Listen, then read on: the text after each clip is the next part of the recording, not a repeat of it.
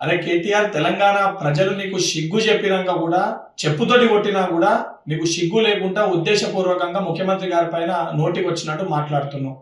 నిజంగా నీకు మీ అయ్యకి సిగ్గు శరం ఉంటే, తెలంగాణ ప్రజల పట్ల చిత్తశుద్ధి ఉంటే, 10 ఏళ్ళు మీరు పరిపాలించినప్పుడు తెలంగాణ రాష్ట్రానికి ఏం చేసిర్రో అది చెప్పకపోగా మీరు చెయ్యని పనులు ఈరోజు ముఖ్యమంత్రి గారు చేస్తుంటే అది జీర్ణించుకోలేక, తట్టుకోలేక ముఖ్యమంత్రి గారిని ఉద్దేశించి దూషిస్తున్నావు.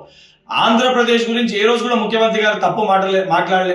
గుంటూరులో చదువుకొని, అమెరికాలో చదువుకొని తెలంగాణ రాష్ట్ర ప్రజల సమస్యల పైన, తెలంగాణ రాష్ట్రం పట్ల నీకు చిత్తశుద్ధి లేదని మాట్లాడినారు. నువ్వు సోయి లేకుండా బీఆర్ఎస్ పార్టీని ఆంధ్రప్రదేశ్ లో పెట్టినప్పుడు, బీఆర్ఎస్ పార్టీ అక్కడ ఏదైతే రాజకీయ లబ్ధి కోసము నన్ను ఆంధ్రప్రదేశ్ ప్రజలు భీమవరంలో పోటీ చేయమంటారు అని చెప్పి నువ్వే ఒక ప్రసంగంలో మాట్లాడినావు. ఈరోజు సిగ్గు లేకుండా ముఖ్యమంత్రి గారి వ్యక్తిగత జీవితం గురించి, ముఖ్యమంత్రి గారి యొక్క చరిత్ర గురించి మాట్లాడుతున్న నీది మీ అయ్య చరిత్ర ఏంద్రా నాయన? మీ కె చంద్రశేఖర్ రావు అలియాస్ దుబాయ్ శేఖర్, మీ అయ్యకి దుబాయ్ శేఖర్ అనే పేరు ఎందుకు వచ్చింది? ఈ రోజు కూడా గూగుల్లో దుబాయ్ శేఖర్ అని కొడితే pet name, nick name of K Chandrashekhar Rao అని వస్తుంది.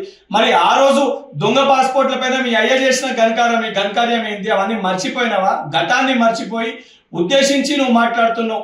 ఏదైతే కుటుంబాల గురించి మాట్లాడితే, గతంలో అడ్డగోలుగా డ్రగ్స్ ని వినియోగించి తెలంగాణ రాష్ట్రంలో డ్రగ్స్ ని అడ్డగోలుగా సరఫరా చేసిన ఒక చరిత్ర నీది. ఈరోజు సిగ్గు లేకుండా ముఖ్యమంత్రి గారి గురించి మాట్లాడుతున్నావు.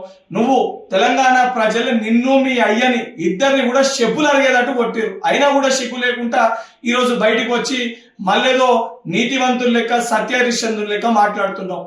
నిజంగా నీకు సిగ్గు ఉంటే జూబ్లీహిల్స్ ఉప ఎన్నికల్లో కానీ, సర్పంచ్ ఎన్నికల్లో కానీ నువ్వు పార్టీ వర్కింగ్ ప్రెసిడెంట్ గా అన్ఫిట్ అని చెప్పని ఈరోజు నీ సొంత పార్టీ కార్యకర్తలు మాట్లాడుతున్నారు. స్వయంగా నీ చెల్లెని నువ్వు దయ్యం అని చెప్పి సంబోధిస్తుంది. సొంత చెల్లెకి సమాధానం చెప్పుకునే ఒక ధైర్యం లేదా? అడిగే ప్రశ్నలకి సమాధానం చెప్పే సిగ్గు లేదు. ఈ రోజు నువ్వు వచ్చి తెలంగాణ రాష్ట్ర ముఖ్యమంత్రి గురించి మాట్లాడుతావా?